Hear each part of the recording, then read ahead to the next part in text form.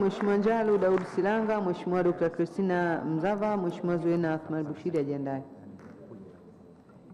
Asante sana Mheshimiwa Mwenyekiti kwa kunipa nafasi nami niweze kuchangia hotuba hii muhimu sana kwa nchi, lakini nimpongeze sana Mheshimiwa Rais kwa maono yake mazuri, na niwapongeze sana watumishi wa maliasili na utalii wakiongozwa na waziri mwenye dhamana pamoja na katibu mkuu na wote tu kwa ujumla, taasisi nzima. Mheshimiwa Mwenyekiti, niendelee kushukuru kwamba Wizara ya Maliasili na Utalii imeweza kufanya kazi kubwa kwenye maeneo yetu.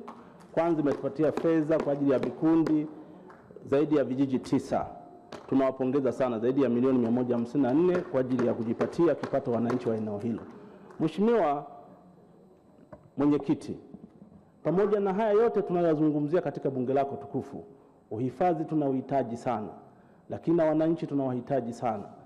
Tunahitaji mshikamano wa haya yote mawili ili yafanikiwe kwa pamoja. Mheshimiwa Mwenyekiti, kwenye maeneo sisi tunaotoka mpakani mwa Serengeti, Maswa Game Reserve, tunazo changamoto kubwa sana na ni nzito sana.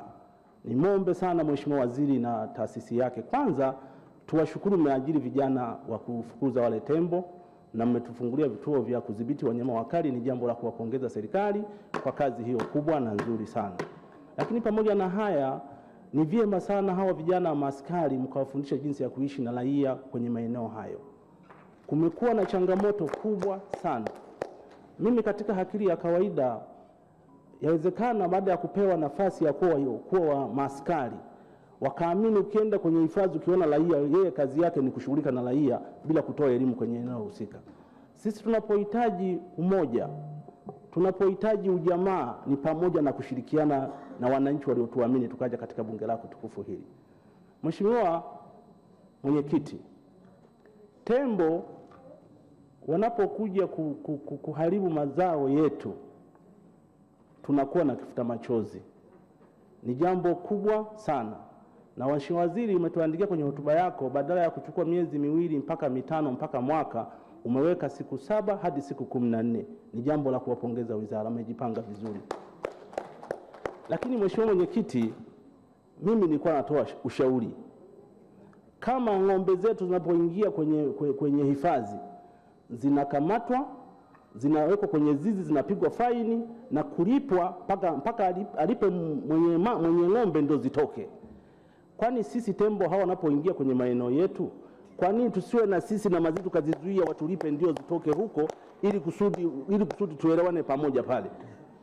Jambo lingine Mheshimiwa Mwenyekiti, tembo hawa wanapozuru mahindi kwenye kipindi cha kiangazi, sheria yetu au sheria ya hifadhi inawataka wasilipe kwa sababu yameliwa nje ya kilomita 5.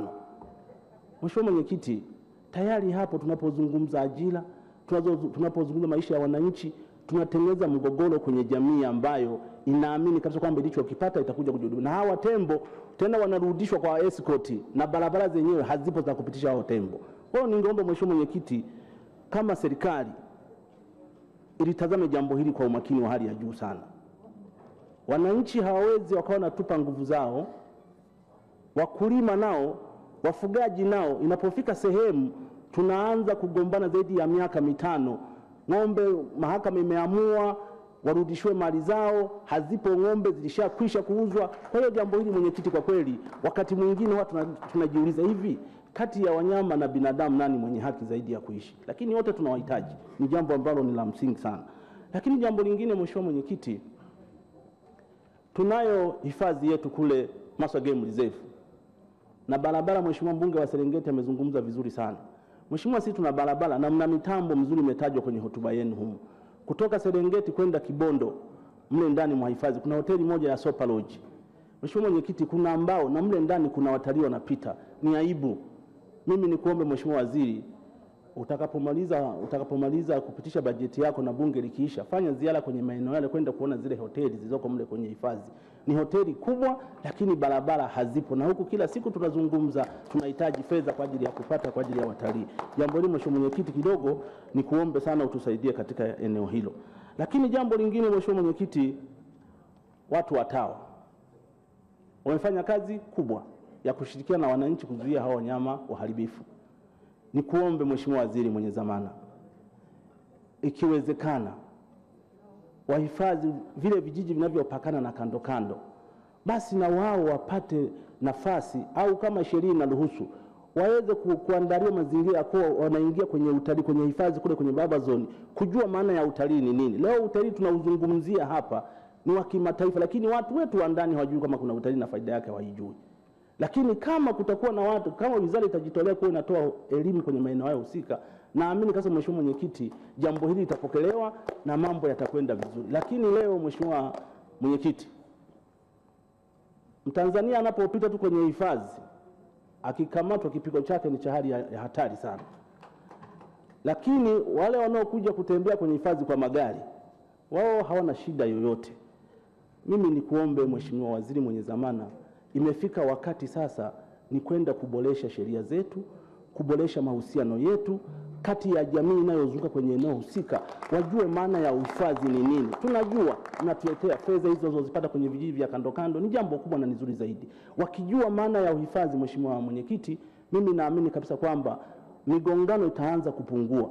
Na hivyo sasa, Mheshimiwa Mwenyekiti, tunajitahidi sana tunaoishi kando kando mwa hifadhi, tukiamua kuyasema yanayotokea kule, Mheshimiwa Mwenyekiti, nchi inahamia kule yote. Ni mambo ya kusikitisha sana. Niwaombe sana wahifadhi kupitia taasisi zenu ambazo mmeziweka hizo za maaskari, ili kusudi mwape elimu ya kutosha. Wale wasio adui wawe watu wa kushirikiana nao kumaliza matatizo.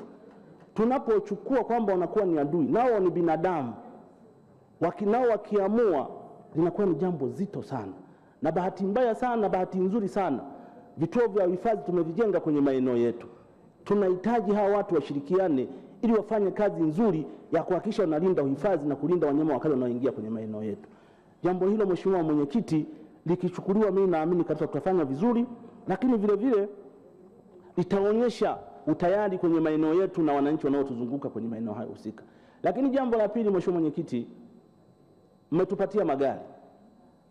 Mheshimiwa Mwenyekiti, kulingana na hali ilivyo, na haya majeshi wakati mwingine najiulizaga mimi, sisi tunawapaka kazi kuwatesa au kwa sababu tu ni afisa, na ndio maana yanatokea haya mambo yanakuwa ni magumu sana, watu wanafanya harassment angalau kujiokoa katika maeneo husika. Hela inayotoka Mheshimiwa Mwenyekiti ni ndogo sana. Milioni 1 kwa mwezi mzima hawezi mtu kuendesha ofisi huko, anapambana na majangili, anapambana na wanyama wakali, haiwezekani. Mheshimiwa Waziri, imefika wakati hawa binadamu tuliowapa dhamana kwenye maeneo ya kulinda hifadhi zetu, basi muangalie namna gani ya kuwasaidia ili kusudi mambo yaende vizuri na malalamiko yasiwepo katika maeneo husika. Na nikuombe sana Mheshimiwa Waziri, pamoja na watendaji wako, Itilima tunayo hoteli ya Kitengela Sopa Lodge. Iko barabara inayotoka kata ya Mwaswale kitongoji cha Mwakubija. Ni kilomita 80, kilomita 120 kuja mkoani Simiyu. Lakini watu walioko Sopa Lodge inabidi waondoke kutoka Sopa Lodge kwenda Arusha zaidi ya kilomita 420. Kwa hiyo nilifanya ziara, wakati naomba kula nienda mpaka mle polini. Nilikutana na malalamiko ya wananchi, walisema na mimi niliona kweli mazingira yaliyoko pale na mitandao ya simu ni changamoto. Nikuombe Waziri mwenye dhamana kushirikiana na Waziri mwenye mawasiliano kuweza kuwekea watu wao. Na sisi mkitufungulia pale Simiyu, maana yake mji wetu wa Simiyu utakuwa, lakini na maana ya utalii, watu watakuwa natoka wanaingia kuja huko wanaotoka nje, maana tutaanza kujua kwamba sasa utalii faida yake ni hapa, kama tunavyoizungumzia sasa. Umetuletea fedha milioni 150, umetuletea mizinga kwenye maeneo yetu, umetupa pikipiki. Mambo haya yote yanawezekana, lakini yanahitaji ushirikishwaji. Tuachane na mambo ya kuwa tunaelea juu juu, tushuke chini, mfanye ziara, mzungumze na watu, wananchi, viongozi wa ngazi za chini waelewe maana ya utalii, ili tuondokane na haya malalamiko, Mheshimiwa Mwenyekiti, yanayoendelea kwenye maeneo yetu haya ambayo tunayasimamia. Na niendelee tu kuwapongeza sana kwa kuendelea kupokea kero na kutatua changamoto. Mheshimiwa Waziri na naibu wako mnafanya vizuri sana. Niendelee kuwashukuru sana. Lakini Mheshimiwa Mwenyekiti, pamoja na haya yote naunga mkono hoja ya wizara hii, wizara muhimu sana, na kushukuruni sana. Asante sana. Asante sana Mheshimiwa Njalu Daud Silanga. Mheshimiwa